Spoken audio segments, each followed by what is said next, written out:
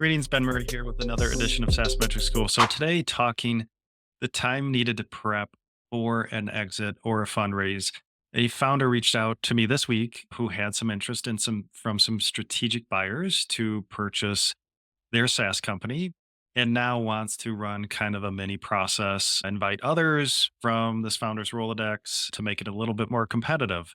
And this comes up a lot. I have founders reach out and want to create a forecast, create their SaaS metrics because they're prepping for an exit for due diligence. Now, the time frame that we need here is at least 3 months. So when you reach out to, say, an advisor, fractional CFO to prep these metrics, I always tell founders I need about 3 months, three close cycles to feel comfortable with the data, comfortable with the process that we are calculating metrics, because there's nothing like due diligence to test the integrity of your data, your forecast, and your metrics.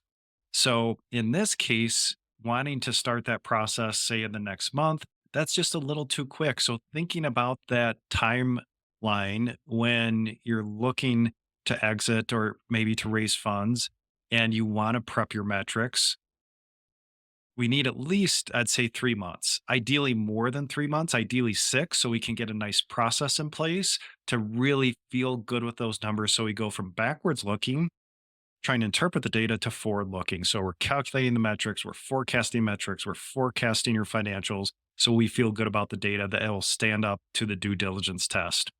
So we just need a little bit of time here in order to prep metrics, minimum 3 months, ideally 6 months. So founders, as you're thinking about maybe an event coming up, whether fundraiser or an exit, because sometimes you never know, a strategic buyer could come out of nowhere and maybe you weren't ready to sell, but maybe it's too good not to sell at that point in time.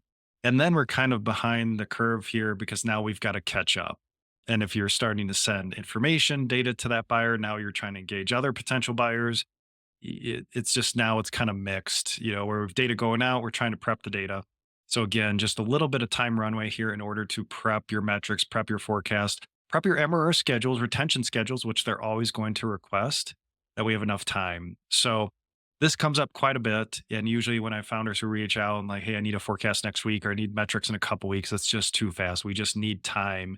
And really that time is to ensure that we're correctly calculating it. We've interpreted everything correctly. We don't want any gotchas in the due diligence process. So just want to address this because this comes up quite a bit. Take care.